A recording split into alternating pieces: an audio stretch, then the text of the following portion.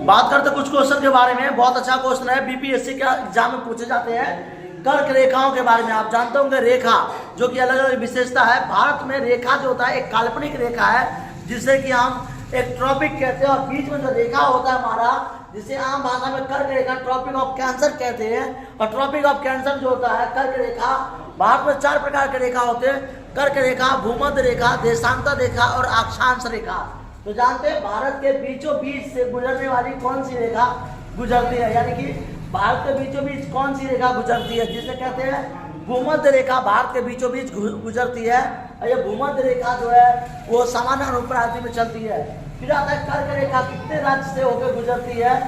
8 राज्यों से होकर गुजरती है कर्क रेखा। कर्क रेखा जो है 8 राज्यों से गुजरती है, जिसमें से आता है आपका गुजरात, राजस्थान, मध्य प्रदेश, छत्तीसगढ़, झारखंड, पश्चिम बंगाल, त्रिपुरा, मिजोरम। ये सारे राज्य है जहाँ से कर्क रेखा गुजरती है।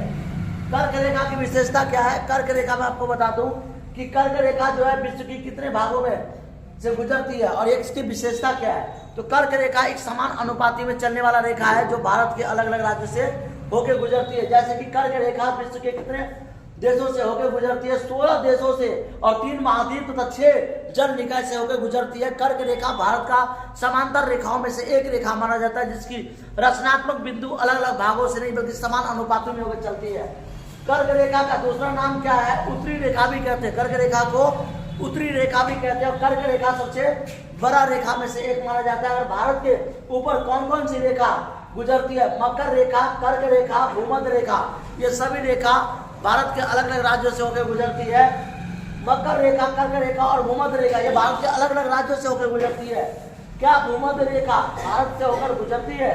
तो आप अगर बात करते हैं रेखाओं के बारे में, तो भारत के समान अनुपाति भाग समान क्रियाओं के आधार पर चलने वाली, जैसे कि आप जानते हो ट्रॉपिक ऑफ कैंसर।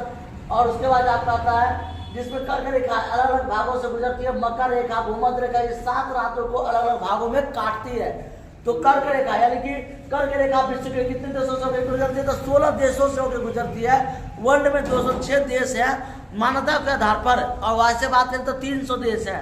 लेकिन अगर जिन जिन देश को मान्यता मिला है वो 206 देश हैं, और 206 देश में से 16 देश तथा 3 महाद्वीप और 6 जल निकाय से गुजरती है कर्क रेखा। कर्क रेखा का दूसरा नाम क्या है? उत्तरी रेखा है। भारत के ऊपर कौन कौन सी रेखा गुजरती है? मकर रेखा, कर्क रेखा, भूमध्य रेखा, ये 3 रेखा होकर भारत के राज्य से गुजरती है। क्या भूमध्य रेखा भारत से होकर गुजरती है? तो भूमध्य रेखा जो भारत से होकर नहीं गुजरती है, क्योंकि इसका जो आकृतिक क्रिया है वो अलग बिंदु में चला जाता है। तो कई प्रकार के क्वेश्चंस आपसे पूछा जाता है कि रेखा की विशेषता बताइए, भारत में कौन कौन सी रेखा है और भारत के किस राज्य से कौन सी रेखा होकर गुजरती थी। यह आपको विशेष ध्यान देना होगा कि कर्क रेखा की विशेषता क्या है, भूमध्य रेखा की विशेषता क्या है, कौन से महासागर जो पृथ्वी से सटा हुआ है, भारत में कौन से क्षेत्र से जुड़ा हुआ है। भारत का सबसे बड़ा महासागर है वो आपका हिंद महासागर, जो भारत के तट से जुड़ा हुआ है। ऐसे क्वेश्चंस के लिए आप हमारे चैनल पर जुड़ सकते हैं।